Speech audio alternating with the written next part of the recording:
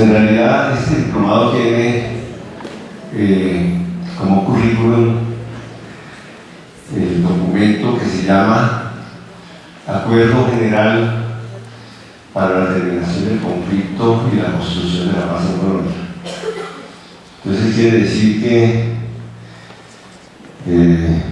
la primera actividad que todos tenemos que hacer es volver a consultar ese documento, que lo encuentran en la web, Acuerdo General para la Terminación del Conflicto, pero también está en las páginas de varias organizaciones de convocantes, entre ellas www.indepaz.org.co. Ahí está la documentación de ese acuerdo general. Y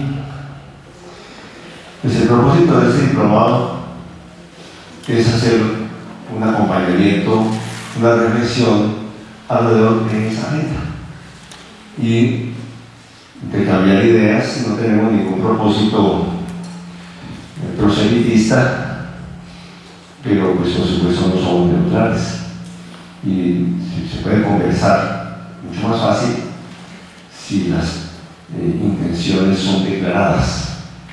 Si uno conversa mejor con un interlocutor, si sabe a ciencia cierta para dónde va. En algunos casos, como en el caso nuestro, yo tengo aquí pues varias camisetas, yo hablo en plural porque, entre otras cosas, pues soy director del Centro de Memoria donde nos encontramos hoy, y también soy director de Indepaz. Entonces por eso a veces tengo un problema de esquizofrenia, pero pues hay una completa compatibilidad.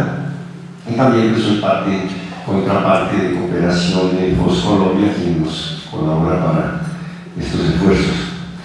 Entonces desde esta perspectiva sí tenemos una intencionalidad: respaldar los acuerdos de La Habana. ¿Sí? No queremos en eso dejar ninguna duda. Respaldamos los acuerdos de La Habana y hemos organizado este diplomado para respaldar los acuerdos de La Habana. Pero eso no quiere decir que no nos interese dialogar con quienes tienen una posición crítica o opuesta al proceso de diálogo en La Habana. Por eso hemos hecho una convocatoria muy abierta. Las casi 300 personas inscritas en este diplomado tienen muestran una gama muy amplia. Lo vamos a publicar en la página web para que ustedes vean la lista de organizaciones y sectores.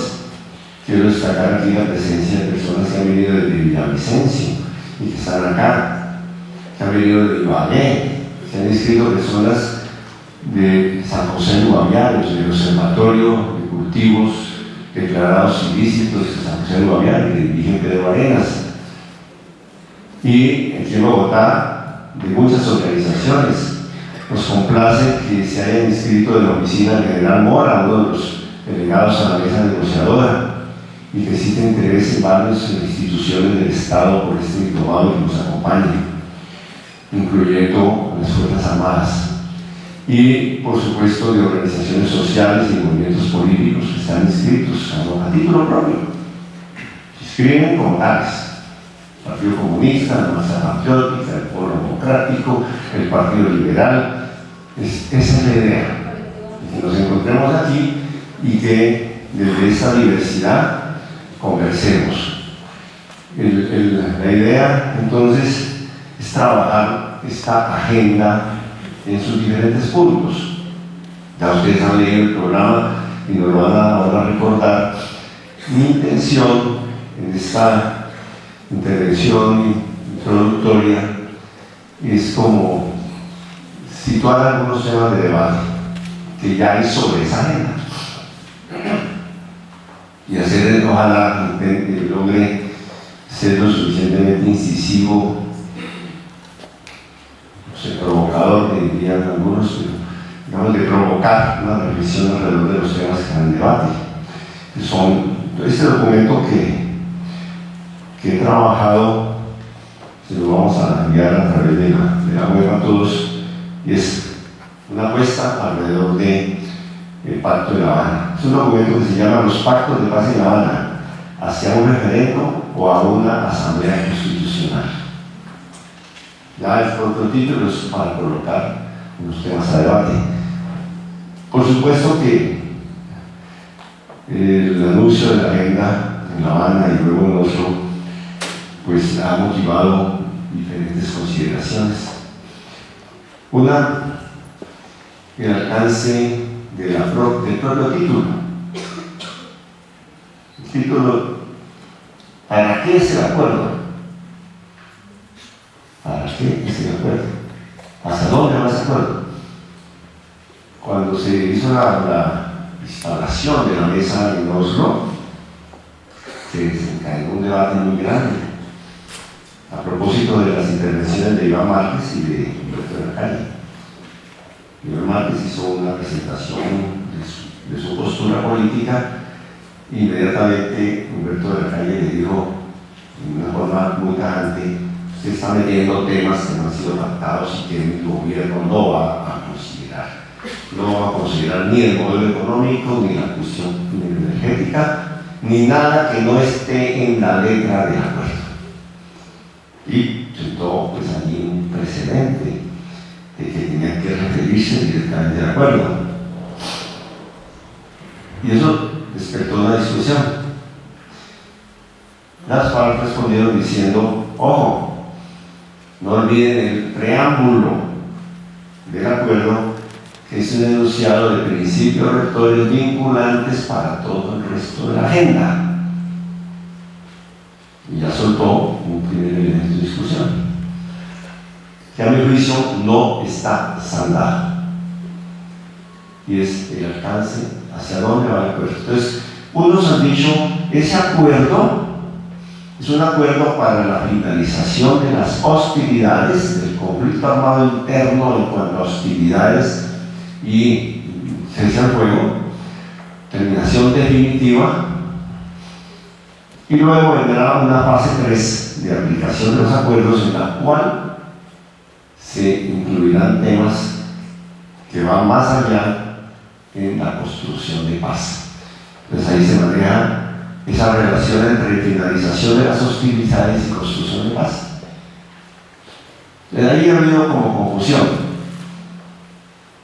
A mí me parece que el enunciado de principios, la primera parte de ese acuerdo, tiene unas definiciones sobre lo que se entiende por construcción de paz.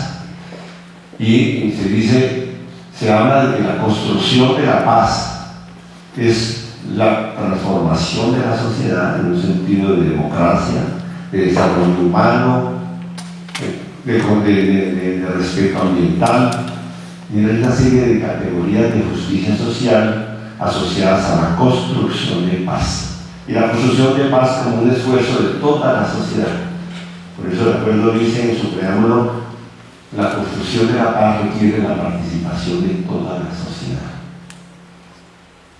Entonces, la pregunta del debate es: ¿se va a pactar? ¿Qué es lo que se va a pactar?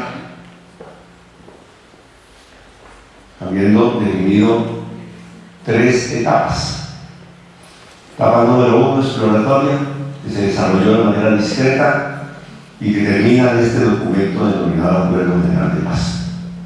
Etapa número 2, que es el pacto alrededor de la agenda temática, que está allí enunciada de manera precisa en 5 puntos, y la etapa o fase número 3 de verificación e implementación de los acuerdos. Según una interpretación que yo creo que es la más cercana, la construcción de la paz atraviesa todo ese proceso. Y no podemos decir que la construcción de la paz comienza en la fase 3. La construcción de la paz comienza en toda desde las condiciones de cese de hostilidades, la resolución del problema militar y de las armas, la definición del pacto entre las partes que están sentadas en la mesa y los mecanismos de vinculación del conjunto de la sociedad en el proceso posterior al cese definitivo de hostilidades. Y eso, esa dinámica, pero proyecta la construcción de la paz en una perspectiva de mediano y largo plazo, de corto, mediano y largo plazo, la construcción de la paz. Pero hay una definición ya dada en ese acuerdo que yo creo que hay que rescatar, que hacia donde se va en una fase incorporando un pacto bilateral y en otra fase posterior articulando el esfuerzo de toda la sociedad, es a una sociedad más democrática, más justa, más influyente, con una perspectiva de desarrollo humano. Eso está en el enunciado de principios. Pero allí hay forcejeros. ¿Y cómo eso se traduce en la agenda inmediata de la fase 2 y qué implicaciones tiene en la fase 3? Eso está por verse y hay forcejeros. Eso es lo que vimos en Oslo. Una lectura que tiende a ampliar la agenda desde la fase 2, desde las FARC, y otra lectura que tiende a limitar la fase 2 y en consecuencia también circunscribir la fase 3 desde la postura del gobierno. Pero ese es el juego de la negociación, ahí están, ¿no es cierto? ¿Qué es lo importante? Lo importante es que, no obstante ese margen de discusión, de interpretación conceptual de lo que es paz, lo que es finalización del conflicto, lo que es construcción de paz y cómo se articula, se ha logrado tener y presentar a la sociedad colombiana un documento de acuerdo con una regla del juego y con una agenda enunciada de manera precisa. Eso ya es algo que indica posibilidades de éxito como voluntades en la línea de buscar un acuerdo. Yo creo que es algo que marca este documento. Este documento es distinto del documento del Caguán y del documento de Uribe. Algunos han discutido, han dicho, es una agenda más pequeña, más acotada, menos ambiciosa.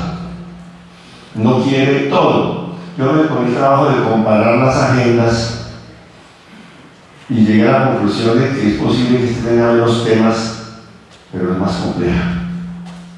Es una agenda, no es una agenda fácil, es una agenda muy compleja, pero al mismo tiempo también está delimitada, acotada en sus puntos. Un segundo elemento que muestra el documento del conjunto y la agenda. Yo creo que se puede ver la voluntad de ir hacia un acuerdo desde el gobierno y desde la milicia.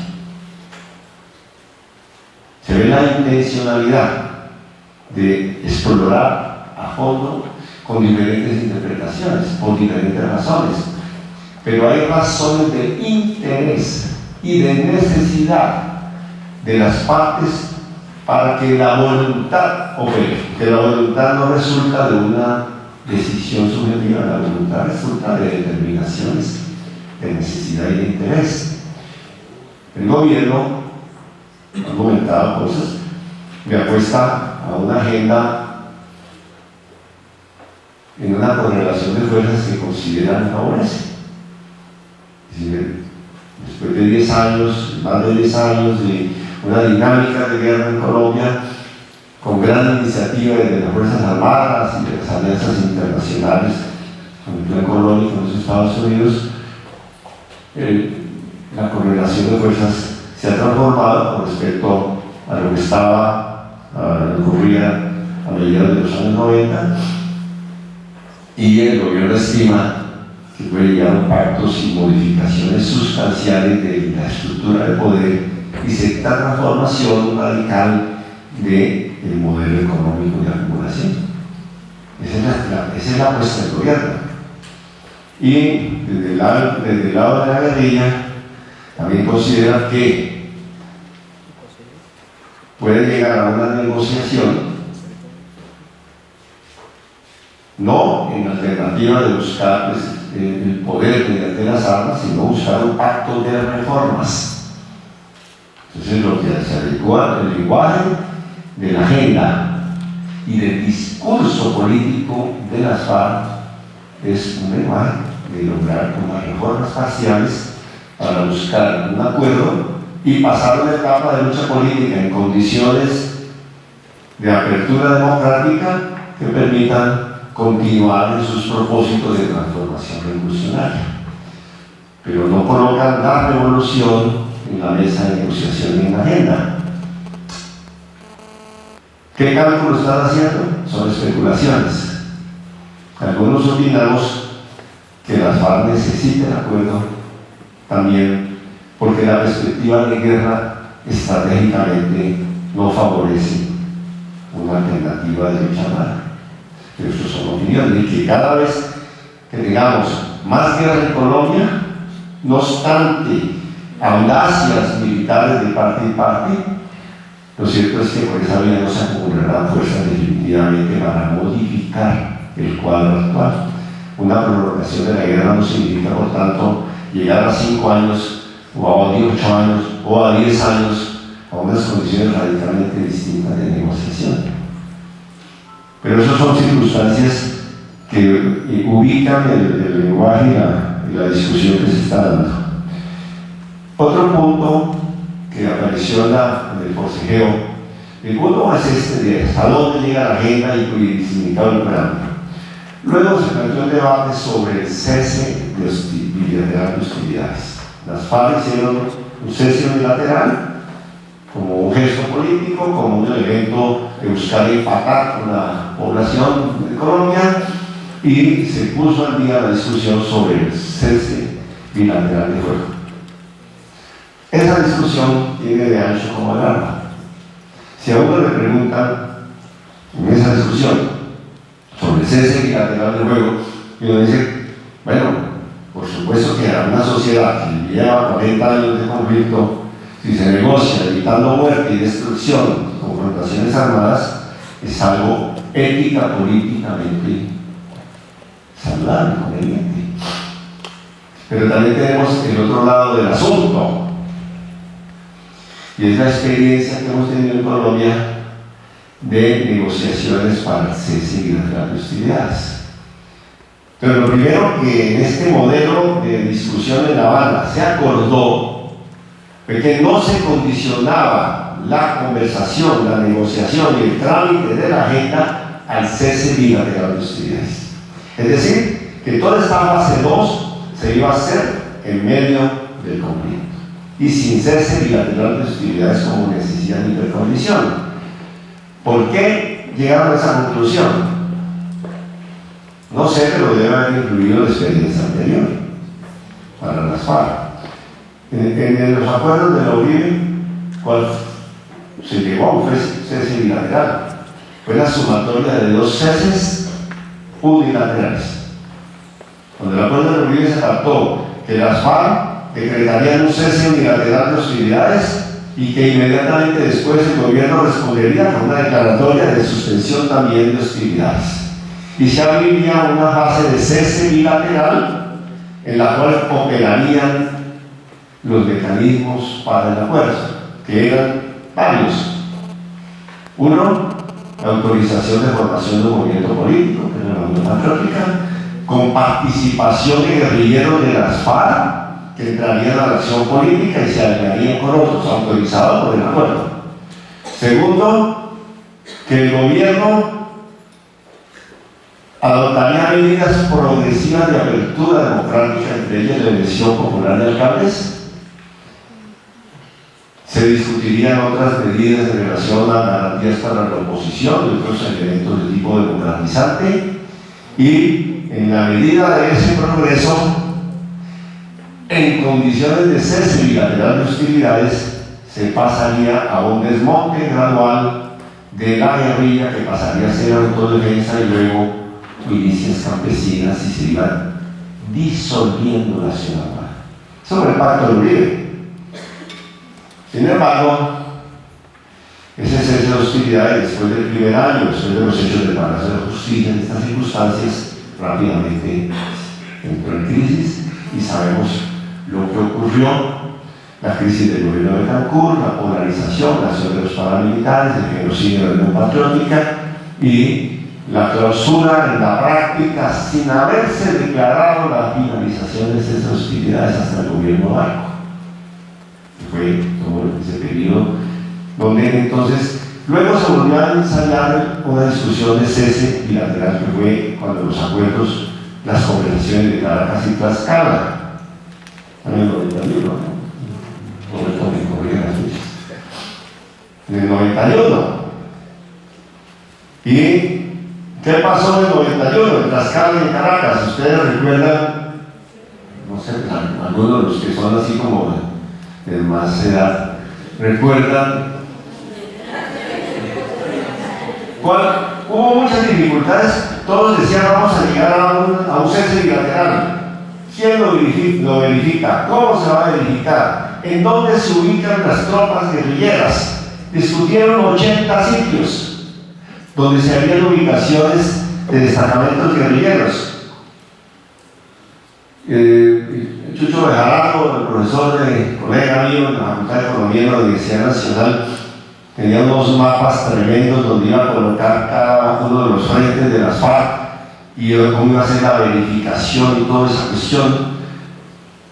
Después de meses y meses de salir de Caracas a Tlaxcala, eso quedó completamente bloqueado. Por supuesto, muchas razones políticas y militares y circunstancias que estaban jugando en el país llevaron al fracaso de esa conversación, pero algo quedó claro: la complejidad de colocar como condición previa para una conversación el cese bilateral de hostilidades. Eso llevó a que, fracasado eso en el 91, 10 años después, cuando las conversaciones en el Caguán, se acordara lo siguiente: nada de cese bilateral de hostilidades, pero como zona de seguridad para unas conversaciones, acordaron área desmilitarizada de fuerza pública en zonas de alta fortaleza histórica de las FARC en 5 municipios, Meta y Capital, que fue la zona desmilitarizada del Caguán de tanta recordación. Y ensayaron un esquema con no hostilidades en un pedazo y guerra en el resto. Y ya sabemos lo que pasó. Que digamos que esa mezcla no funcionó. Entonces ahora llegan a una conclusión: hagamos este acuerdo, desarrollemos esta agenda e incluyamos en la agenda como uno de los puntos el tema del cese bilateral de hostilidades, no como condición previa. ¿Qué quiere decir? Que ya está pactado entre el gobierno y la FARC que de aquí a la terminación del desarrollo de la agenda se llegará a un anuncio de cese bilateral de hostilidades. Eso está pactado. Quiere decir que andaron echando discursos, cese bilateral de hostilidades. Yo eso remojado. Yo confundir cuando no se dice ya está pactado. ¿Qué está en discusión? Si comienzan ya en la mesa a hablar de los mecanismos, características y procedimientos del cese bilateral de hostilidades, o si esperan a que se hayan resuelto en línea, uno por uno, los otros puntos de la agenda. Entonces algunos consideramos que si no lo hacen desde ahora, no van a llegar nunca a ese punto. Se van a volar el cese bilateral.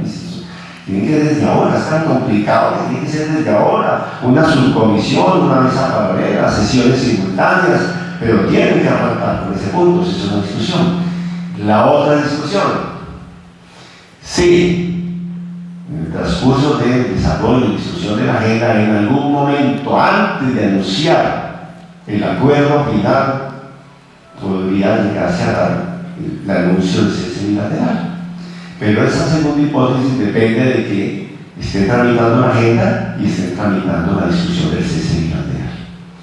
Entonces aquí ha habido mucha discusión, mucha confusión. Entonces a veces el vocero desde La Habana habla de necesidad bilateral y el gobierno le responde que no se va a dejar presionar. Entonces ya lo pactaron, está pactado. Entonces es una discusión confusa en la cual a veces entramos en el juego, pero si vamos a hacer la campaña por cese bilateral. Hay que hacer la campaña para que cumplan el compromiso de comenzar ya a discutir el cese bilateral. Ese es el otro punto que ha estado debate. Este es el punto que ha estado debate, el tema de la participación. Son los prolegómenos de la agenda, los mecanismos de participación de la sociedad. ¿Qué está ya definido? Que en esta fase que lleva al acuerdo final de determinación del conflicto y de camino hacia la construcción de paz,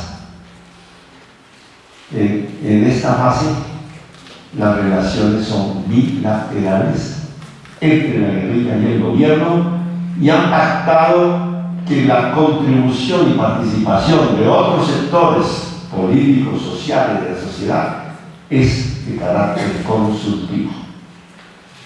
Es decir, han pactado que la mesa es de dos. Está pactado. Ha habido presiones, movimientos, todo diciendo no, tiene que haber intervención directa de la sociedad civil o intervención directa de movimientos tales o cuales. Es decir, pero yo pienso que eso es irreal. Ya a esta altura, sí, ya pactaron, está pactado. Entonces, tratar de modificar el acuerdo que se anunció en Oslo para pedir que entonces se cambie el esquema de la mesa y que no sea mesa gobierno-guerrilla, sino que sea mesa gobierno-guerrilla, los Estados Unidos y la sociedad civil y no el viaje.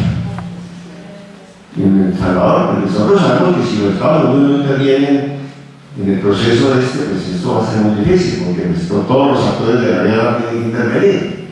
Y de alguna manera hay que buscar que intervengan, que entren, que se comprometan, que no van a seguir atizando la guerra, que entran en otra política. Pero otra cosa es cambiar el esquema para que entren terceros actores.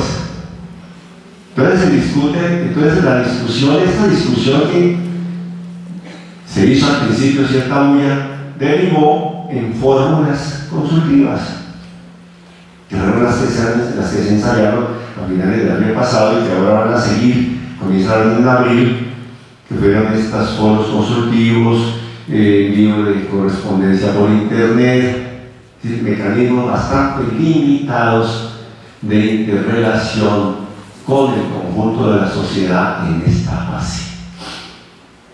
Ante la realidad de la limitación de la intervención de terceros en la mesa, entonces se destapó otra discusión, que es la participación para la legitimación de los acuerdos que se anuncien una vez haya tramitado la agenda.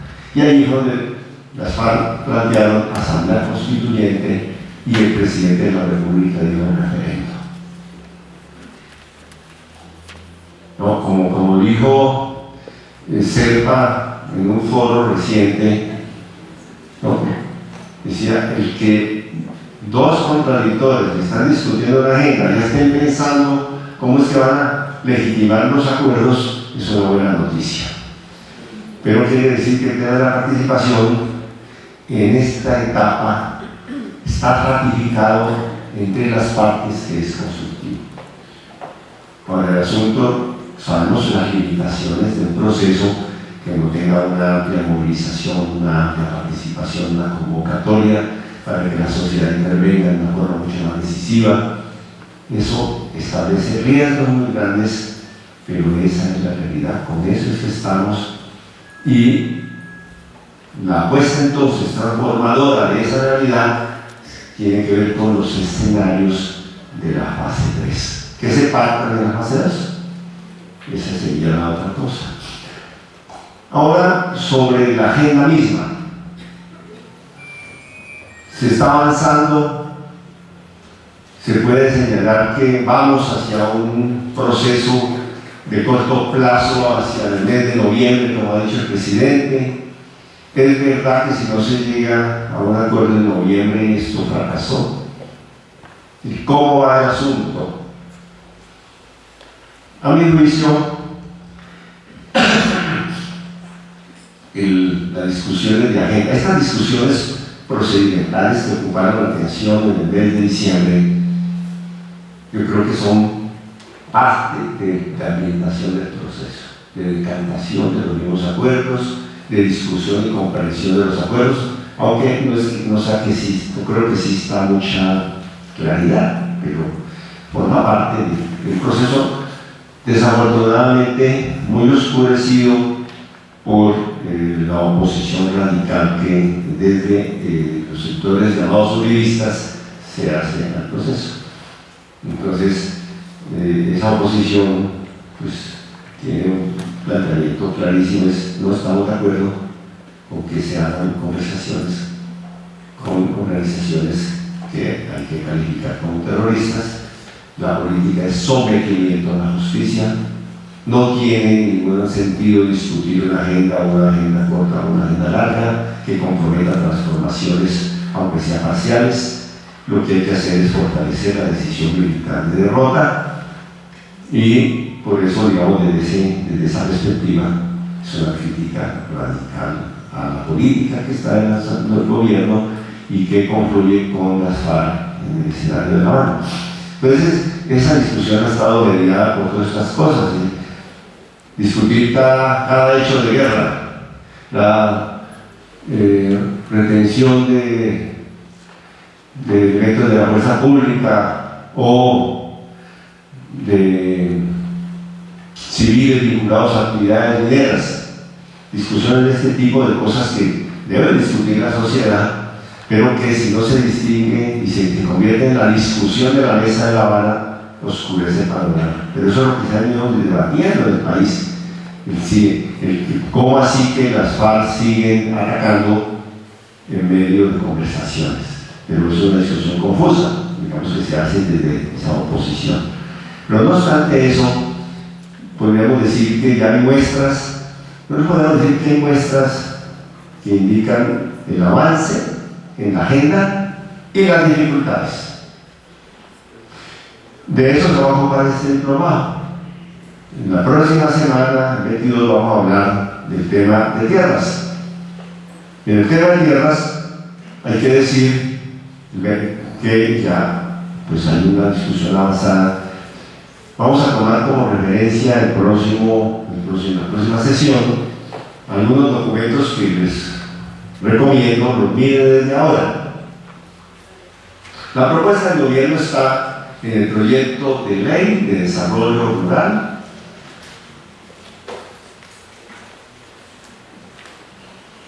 y agrario, creo que así se llama, ¿no es cierto, mi hermano? Proyecto general de ley de tierras y desarrollo rural. Eso, y un experto que va a ser expositor el próximo fin de semana. Entonces aquí nos... Proyecto general de tierras y desarrollo rural. Ese está a disposición también en la página web. Y de pronto aquí nuestros amigos de la Mesa Unidad Agraria que están acá nos podrían traer copias del librito que sacaron, o ya se les acabó. ¿Cómo? Sí. ¿Tiene copias para los traigan todos? Pero podríamos pedir para todos. Bueno, tendríamos ese documento, está en internet. El segundo documento que vamos a tener como referencia es el que han elaborado los compañeros de la Mesa de la Unidad Agraria, que se llama Proyecto general de tierras. no, Reforma Agraria. Proyecto general de tierras, reforma agraria y desarrollo rural. Ah, ya. Entonces aquí, a diferencia del título, está el que utiliza la expresión reforma agraria. O, Desarrollo rural integral. y es integral desarrollo rural. Es que es integral, todo el mundo dice. Pero bueno, ese es el título. También está en la página web. Está Carlos, que es el encargado para los pilla. Hay que enviar a todos los correos 4 documentos a partir de mañana.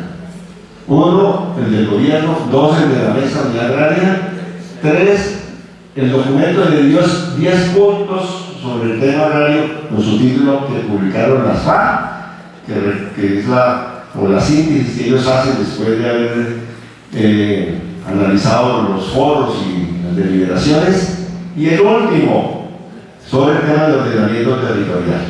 Esos 4, por supuesto, hay muchos documentos de comentarios y análisis, ¿no?, que ustedes aportarán acá y traerán a la discusión, pero esos 4 son los documentos de referencia que vamos a considerar.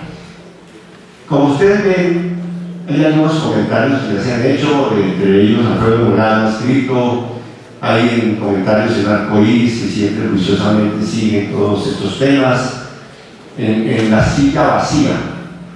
En la silla vacía, que es www.sillavacía.com, ahí encuentran ustedes un informe comparativo y un análisis de la posición del gobierno y la posición de las FARC. Es un buen documento. Y lo mismo en otro portal que se lo recomiendo especialmente, que se llama Verdad Abierta. Tiene también ya una comparación. Entonces, algunos que tenemos poco tiempo para leer, ahí nos lo presentan en cuadritos, hasta con muñequitos, eso ayuda. ¿Cuál es la pregunta frente a ese debate? Una pregunta es cierto, como dice Molano, que dominan las confluencias y que ese punto es un punto sobre el cual se puede ya pronosticar un acuerdo fácil entre el gobierno y las FARC? Primer punto. La segunda cuestión: ¿será suficiente para darle curso a un acuerdo eventual en esta materia? ¿Serán suficientes decisiones administrativas del gobierno más algunas reformas legales? ¿O habrá necesidad de algún cambio constitucional? A mí me parece, como están las cartas sobre la mesa, que tiene razón Molano, que hay muchos elementos que indican la posibilidad de un acuerdo. No quiere decir que exista acuerdo entre la visión de la cuestión rural por parte de la FARC y la cuestión de la visión rural por parte del gobierno, pero que las cartas que han colocado sobre la mesa indican la posibilidad de acuerdo. Lucho Celis, ahora en su saludo, destacaba como un punto de confluencia el énfasis y alrededor de la zona de reserva campesina. El documento de la FARC propone 3 figuras nuevas, una ya consagrada y 2 nuevas, para el ordenamiento de la cuestión rural y territorial, que son las zonas de reserva campesina, las zonas campesinas de desarrollo alimentario y las zonas interétnicas. Son 3 figuras que pueden ser establecidas. No existe un desarrollo legal. La ley 160 del 94 consagra la zona de reserva campesina, pero las otras 2 no están legalmente normalizadas. No es un punto fácil. Estoy pensando por uno así, que es un asunto legal y que ya mucho digo, está fácil, son 40 zonas de reserva campesina. Ustedes saben, hay 36 solicitudes. ¿Saben cuántas hectáreas están solicitadas como zonas de reserva campesina? Nosotros en Indepaz, me pongo esa camiseta por el lado izquierdo, en Indepaz contabilizamos 4 millones de hectáreas en las solicitudes, pero la Asociación de Zonas de Reserva Campesina estima más de 100 millones de hectáreas en lo que están solicitándose, en zonas de reserva, que casi todas estas zonas están ubicadas en territorios de frontera, de colonización, de última ola, ¿no? Son 7 millones, más de 100.000 familias. son palabras mayores. Entonces, cuando hemos hecho conversaciones sobre este tema, por ejemplo, en una ocasión en el cine, que hablamos del tema que estuvo nuestro amigo Guarín, y también en Cartagena, que estuvimos con el ministro, y también estuvieron algunas personas en la posición. Guarín, viceministro de Defensa, dijo: no, es que ceder 5 millones de hectáreas o 7 millones de hectáreas en zonas de reserva campesina es consagrarle la retaguardia estratégica a las FARC. Y es una posición muy dura. Durante el gobierno de Uribe, no obstante la ley 160, solamente se congeló completamente todo lo relacionado con zonas de reserva campesina. Se quedaron en las 5 que habían sido aprobadas en el gobierno anterior, y esas se desmantelaron. Quedó ahí, pero quedaron 2 haciendo el esfuerzo, entre ellas la Asociación de Campesinos del Valle del Río Cimitarra. Afortunadamente tiene un conductor de estilo aquí. Pero, es decir, no es muy fácil. Ustedes saben que es la figura de zona de reserva, de zona campesina de seguridad alimentaria o de alimentación. Esas nosotros alguna vez la trabajamos y la producimos como zonas de desarrollo campesino, en otra figura parecida. ¿Ustedes saben qué significa eso? Significa amparar como una entidad territorial, con algunas funciones territoriales, la economía campesina en zonas homogéneas.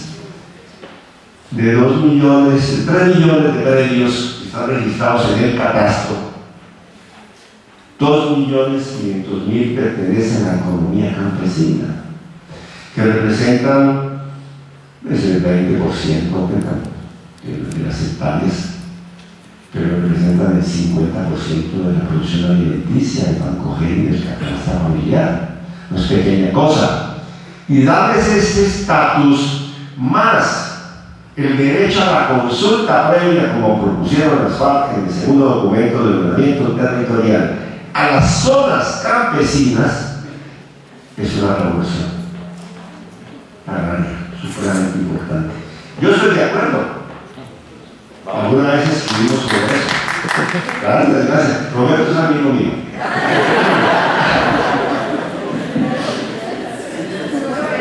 La zona de reserva campesina, más la zona campesina de seguridad alimentaria, más las zonas interétnicas, es algo grueso y muy importante.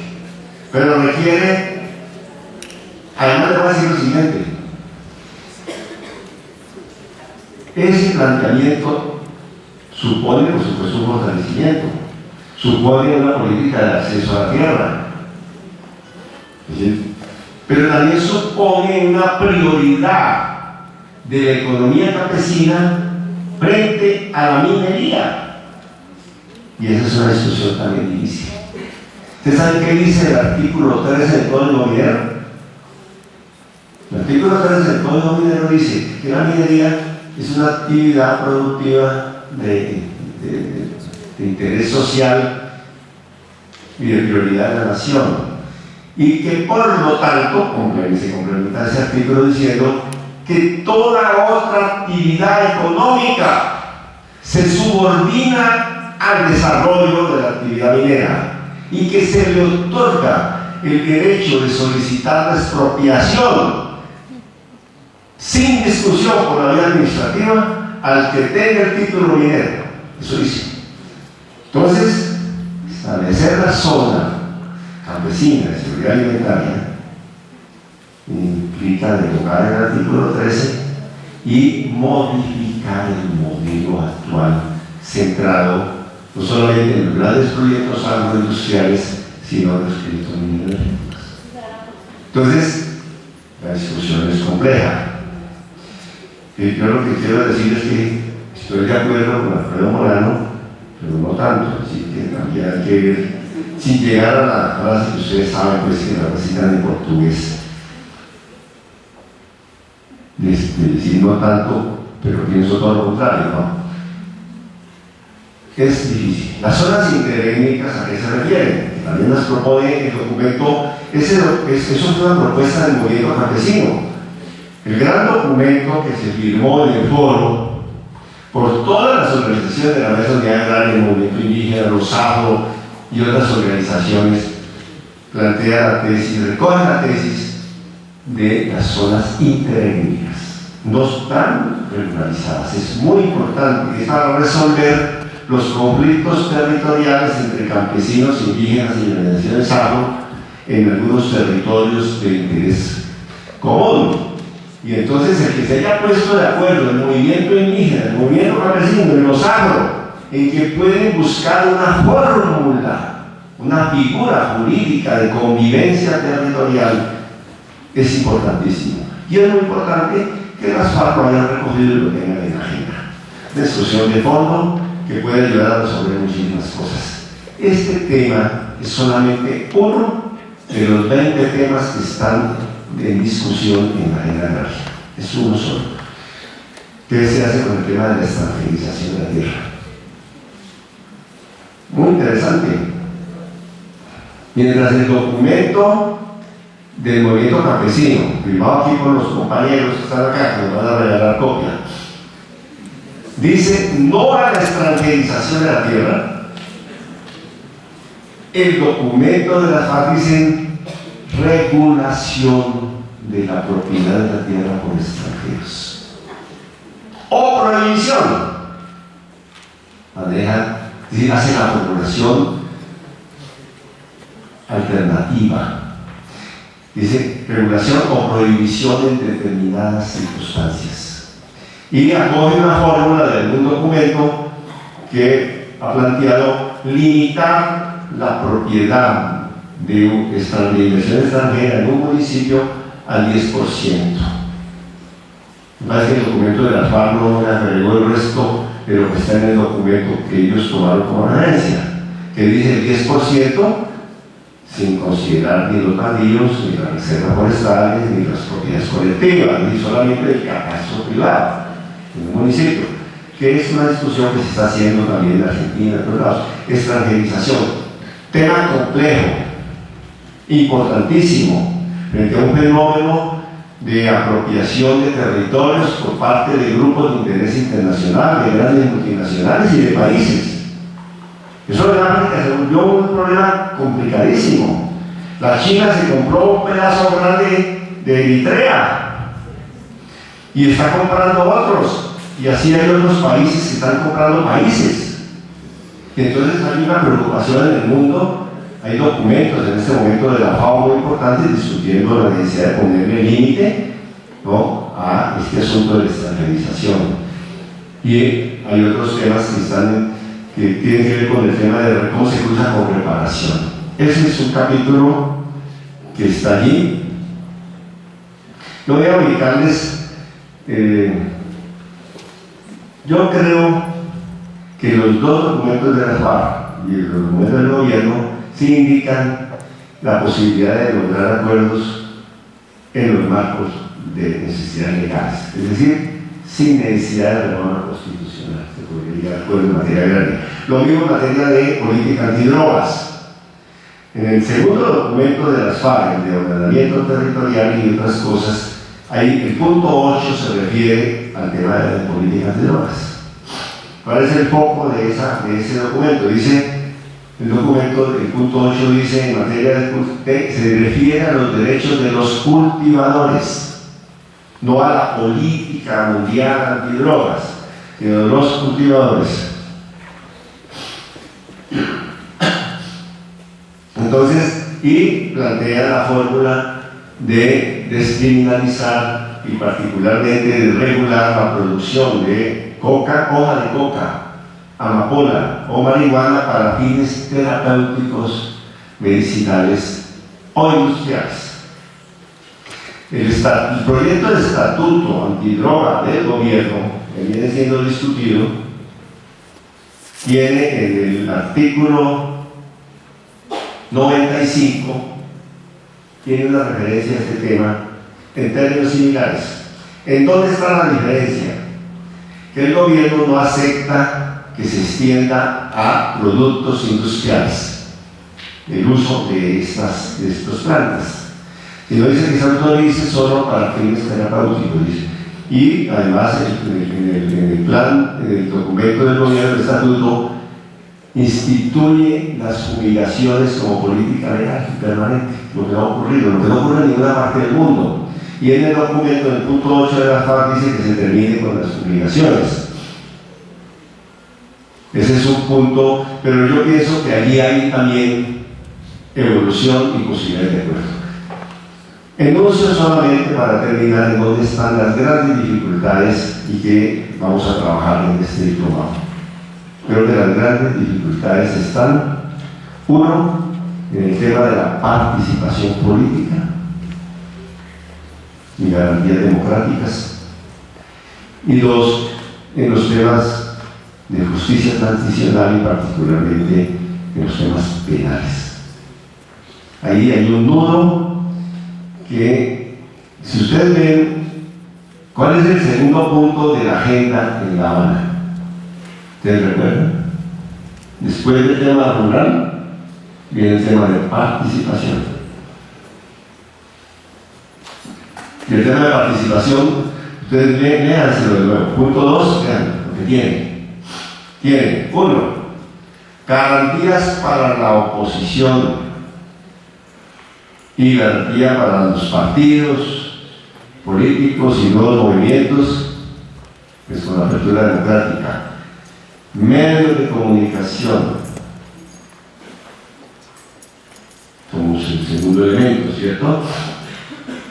Y apertura democrática como línea general. Es un tema complicado. Fácil en el papel con el estatuto de la oposición. En la Constitución del año 91, creo que el artículo 112, se aprobó y nos desarrollaron los derechos de la oposición y se dijo: el Congreso de la República, por iniciativa del gobierno, aprobará una ley estatutaria de los derechos de la oposición, 1991. Desde entonces a la fecha, no se ha logrado que ningún gobierno presente el proyecto y tramite el proyecto de estatuto de la oposición. Miren, en Colombia no se ha cumplido el mandato constitucional absolutamente necesario para un funcionamiento democrático, para deslegitimar la acción violenta, para dar el mensaje de que hacer oposición no es hacer antiestado, de que es posible en democracia hacer un juego político. No ha sido posible que se apruebe un estatuto de oposición. Primero, lo segundo, y es que toda la regulación de oposición se refiere a mecanismos electorales de actividad y a oposición de partidos a través del Congreso y las instancias de la democracia representativa. Entonces la gran pregunta es: ¿dónde queda la acción opositora de los movimientos sociales? Si no pueden quedar por fuera. Y es un tema que es muy importante. Yo le doy un pronóstico positivo a la discusión en la hora, pero requiere reforma constitucional, porque la Constitución tiene una visión limitada, recortada del tema de la oposición, únicamente limitada a partidos. Y en el tema de medios de comunicación sí que es cierto que la Constitución del 91 se quedó corta. La Constitución del 91 dice que los medios de comunicación, que es una libertad de expresión, y que los candidatos y partidos tendrán acceso a los medios de comunicación en proporción a su representación parlamentaria. Ahí no están los grandes temas mundiales sobre la democracia en los medios de comunicación no están ahí. En la Constitución del 91, la constituyente, ahí yo participé ahí en muchas formas, y también en las deliberaciones, se presentó un proyecto, uno de ellos entre tantos elaborado por María Teresa García Lloreda, que tomaba una serie de pautas de la normatividad y de la legalidad de los Estados Unidos. Una sencilla: se prohíbe la integración vertical de medios masivos de comunicación. ¿Qué quiere decir eso? Que si un grupo tiene periódico, no puede tener a la vez en la misma jurisdicción territorial la radio y la televisión. Yo tendré que averiguar cómo funciona eso en Estados Unidos, pero eso es la ley. Se propuso a Colombia, nada, imposible. Lo que ha pasado es todo lo contrario: integración vertical en toda la planta, monopolio, oligopolio, todo eso. ¿Será que en esta negociación se pueda ir más allá de la Constitución 91 en cuanto a democratización de medios? Es un gran interrogante, pero ahí está, en el debate para que usted. Y el otro punto, finalmente, participación en política y justicia transicional. ¿Ustedes se acuerdan? ¿Saben qué dice el nuevo artículo 66 y el nuevo artículo 67 de la Constitución Política de Colombia? Fue conocido por la prensa como Marco Constitucional de Justicia Transicional para la Paz, o Marco Legal para la Paz, que fue aprobado el año pasado. Ese artículo establece y constitucionaliza la justicia transicional y se plantea que es para flexibilizar, resolver problemas penales y de justicia frente a procesos de paz. Pero hay un artículo que dice lo siguiente: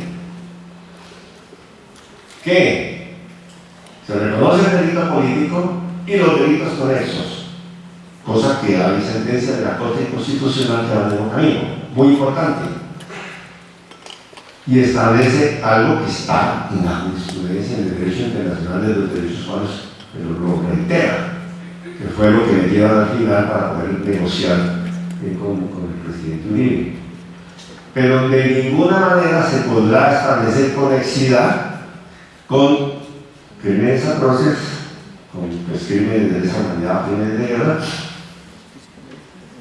y quienes sean condenados, hayan sido condenados por esos delitos, no podrán aspirar, no podrán ocupar ningún cargo público, nunca. Y reitera que es un precepto constitucional actual.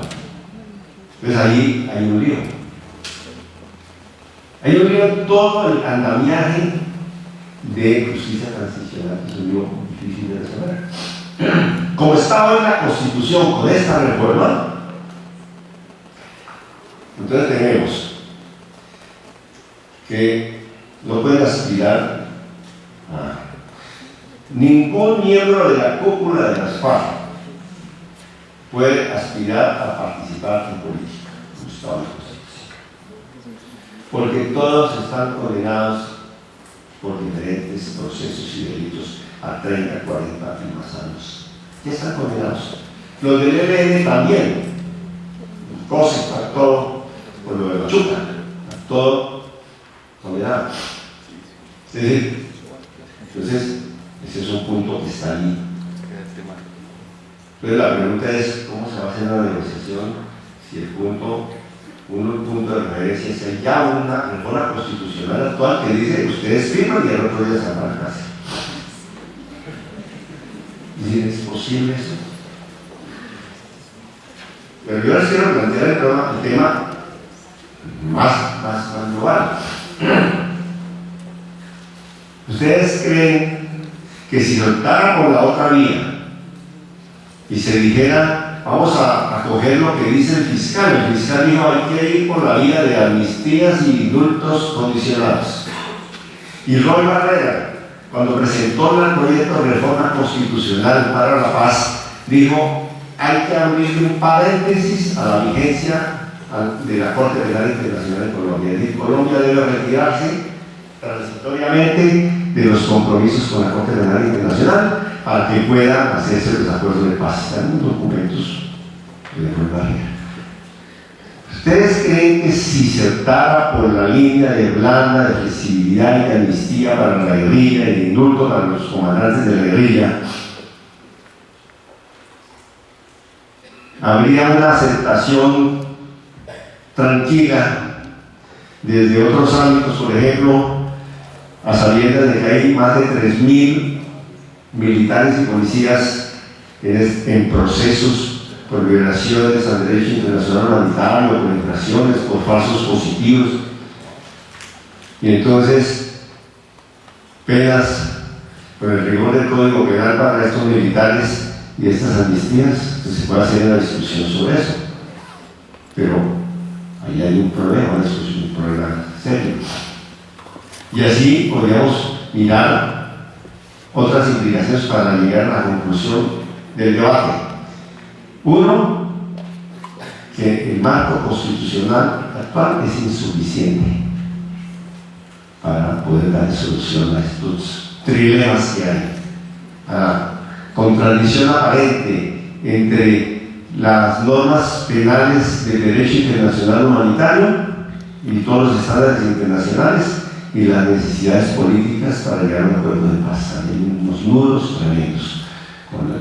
Pues, ¿cómo resolver ese dilema frente a los diferentes actores? Porque la Constitución dice que se tomarán medidas de preclusión, de terminación pues, de los procesos, de extinción de procesos y de preclusión de penas para todos los participantes ilegales y de agentes del Estado en este conflicto y de manera diferencial. ¿Qué significa eso? Es bien complicado. Entonces, con esto los dejo con la presentación que nos va a hacer Carlos, indicándole que son temas todos de otro calado que llevan al final a la gran discusión sobre si vamos a un referendo, si esto va a un referendo o va a una asamblea constituyente o a una asamblea constitucional, sobre eso no lo quiero extender. Y además, el escenario político. Le voy a dejar una discusión muy provocadora. Mi opinión es que el esquema de La Habana tiene un problema serio en su arquitectura. Es que no tiene un mecanismo para incluir a algunos de los protagonistas centrales del conflicto en Colombia. Y la pregunta que yo me hago ¿es posible llegar a un acuerdo de paz estable o que sea viable hacia adelante si no se incluye al uribismo? Eso es como la cuadratura del círculo, porque el otro me diría el presidente Santos, yo cómo hago para incluir a Uribe. Pero ¿cuál es la realidad?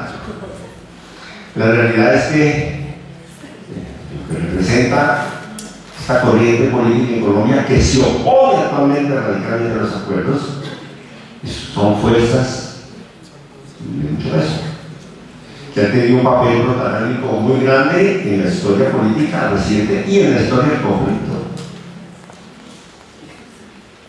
Y han sido parte de la guerra. Entonces, ¿cómo se hace un acuerdo de paz de gran proyección si no se incluye un componente de la guerra de tanto peso? Yo quiero decir que buscar un pacto político de partidos y de grupos sociales y económicos que refrende como pacto político los acuerdos de La Habana y que se proyecte, ya sea un referéndum, ya sea una asamblea constitucional, a una instancia que convoque la soberanía popular, pero que permita incorporar a sus sectores, darles juego. Y lo otro, el ELN. El gobierno se resiste mucho a incorporar el ELN, uno considera que está muy chiquito, que ya pues, le arrastre, lo mete. Pero también porque la agenda del ELN plantea meterlo en el energético y eso, diciendo que ya estoy con las FARC negociando la unidad del país en el tema rural. Y si negocio el otro tercio con el ELN en el tema energético, ahí sí, mejor dicho, las cosas se pasan mayores. Entonces hay una gran resistencia a entrar con el ELN. Pero ¿cuál es el problema? Que si el ELN no entra y se llega a un acuerdo con las FARC, esa dinámica del ELN que va a ser mostrar más fuerza militar para poder llegar a una próxima mesa de negociación les va a llevar 5, 8, 10 años antes de que ocurra eso, y muchos de los sectores descontentos con el acuerdo, incluso gente dentro de las FARC, se va a correr el CNLN y corremos el riesgo de ver un ELN con 5.000 o 6.000 efectivos en un plazo de 6 años. Bueno, todos son problemas fáciles de resolver, por eso los vamos a trabajar en el programa. Muchas gracias.